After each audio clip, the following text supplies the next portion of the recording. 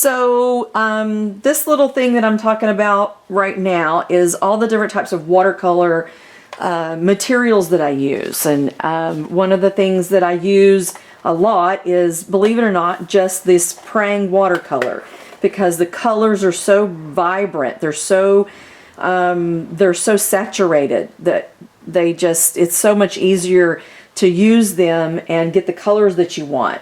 Now, I don't know that I would consider Prang to be one of the most professional types of watercolors. I use them in all my classes. They're less expensive, but I just love the colors. You know, they have all the different wonderful colors that you need when you're painting, which this is basically all you need to get going. Anyway, just wanted to tell you about the Prang. I also use Winsor Newton. Winsor Newton I've been using since, you know, in the very beginning when I first started painting watercolor, gosh, 20 some odd years ago. So, and you just squirt them out, and this is what I usually have. This is my palette. This is one of my old palettes, obviously. It has all kinds of stuff on it. But mainly it is Winsor Newton. I also have used Liquitex has watercolor.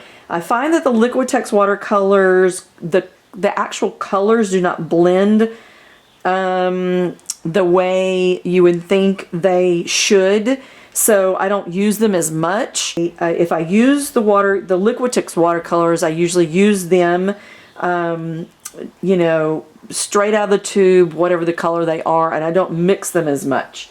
Another thing that I've used for watercolor, or it's designer's gouache. It's more of a matte color. It's kind of in between a watercolor and an acrylic. That's just another, you know, thing that you can use is designer's gouache. It makes a very solid color. Another one that I use is a Dr. Martin's. Dr. Martin inks are really wonderful because they have such bright colors. They are just totally saturated color. It's just the coolest thing in the whole world. But I think this is, I don't know what color this is. Another one is, you know, this is called Magic Watercolor. These are washable watercolors by Sargent Art. I use this a lot with my kids and then there's the Blick. They're liquid watercolors. And what happens with the liquid watercolors, when I do some of my other designing or printmaking, I use this because it just works really, really well with, you know, with the printmaking, you know, materials and stuff that I use.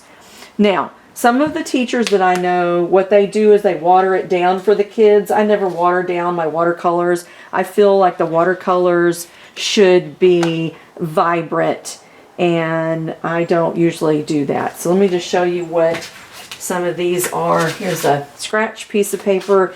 So this is, you know, very vibrant, inky type colors, and I just love them. This is such a pretty color. And then mixing them, that's another thing. Some of the watercolors mix well with each other and some do not.